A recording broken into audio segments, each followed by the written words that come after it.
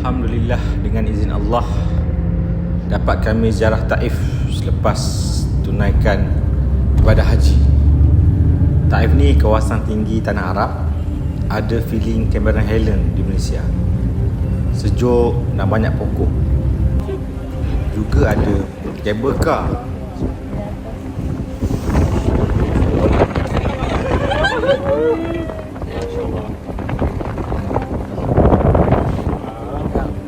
Bukan tak nampak apa sebab tu tak mata.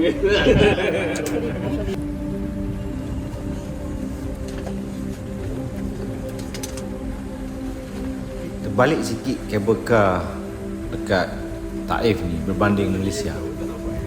Sebab kita dekat Malaysia dari bawah naik kabel car ke atas. Dari sejuk ke makin sejuk, baru jumpa taman permainan.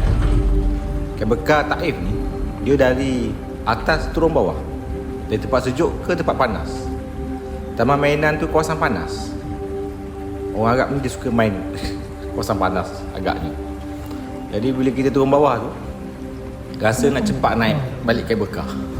Allahu Akbar. Lantas kita pun bermuhasabah lah. Gunung tinggi dekat dengan matahari, bawah ni rasa panas. Kita fikir atas gunung lagi panas. Sekali dapat naik kabel car, makin tinggi makin sejuk. Matahari adalah makhluk, yang bagi panas dan sejuk adalah Allah. La ilaha illallah. Maka di kota Taif ni terkenal kisah Nabi kena baling batu. Yang semua tahu kisahnya, cuma tahukah anda? Nabi ditemani oleh anak angkatnya yang turut kena baling batu sebab ikut Nabi ke Taif. Berdarah-darah kepalanya sebab gigih blok Nabi dari terkena balingan batu. Lepas tu mereka berlindung di satu kawasan rendah bawah bukit. Orang Taif ni tolak batu besar ke arah Nabi dan anak angkatnya. Tapi Nabi berjaya hentikan batu besar itu guna siku. Sekarang kat situ ada masjid siku. Jadi siapakah anak angkat Nabi ni? Asalnya anak orang merdeka, kena culik masa kecil, jadi hamba dan dibeli oleh saudara Khadijah. Kemudian hamba ini dihadiahkan kepada Khadijah. Dan waktu kahwin dengan Nabi, Khadijah tak bagi 7 dulang hantaran, tapi hadiahkan Nabi budak ni untuk jadi hamba kepada Nabi. Namanya Zaid bin Harisah. Ringkas cerita, ayah Zaid sejak anak kena culik telah buat syair Arab yang terkenal kisah rindu seorang bapa. Tiba-tiba musim haji, ayahnya jumpa Zaid telah jadi seorang hamba dan minta Nabi pulangkan anaknya. Tapi Zaid tak nak balik kepada ayahnya sebab menjadi hamba Nabi lebih bahagia. Waktu tu Nabi belum jadi Nabi, tapi Zaid cakap akhlak tuannya sangat membahagiakan dia hingga dia sanggup jadi hamba.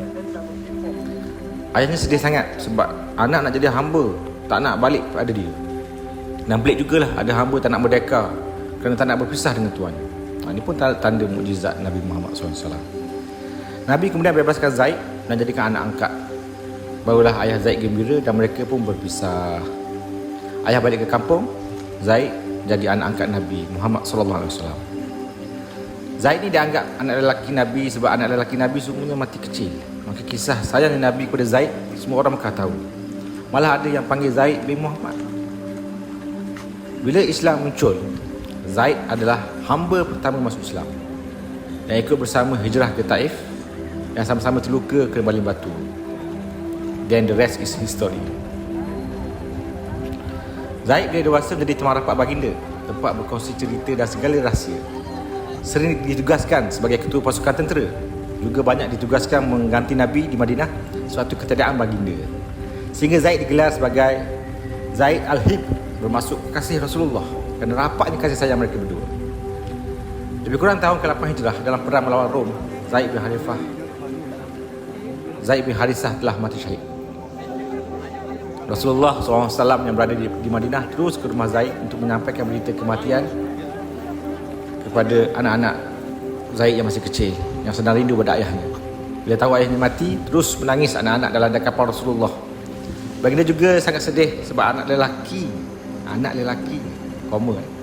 telah mati. Lalu bercucuranlah air mata Nabi menangis teresak-esak. Sa'ad bin Ubadah radhiyallahu yang ada ketika itu berkata, "Kenapa menangis sampai begini sedihnya wahai Rasulullah?" Baginda menjawab, inilah tangisan seorang kekasih terhadap kekasih. Inilah tangisan seorang kekasih terhadap kekasihnya. Siapa potong bawang? Kat Taif ni. Rupanya bawang nasi Arab Taif. Allah Akbar. Banyak sungguh nikmat orang Islam dapat. Kali ini kesan pengorbanan Nabi dan sahabat. Semoga kita semua dapat bersama di syurga tanpa tertinggal seorang pun. Oha.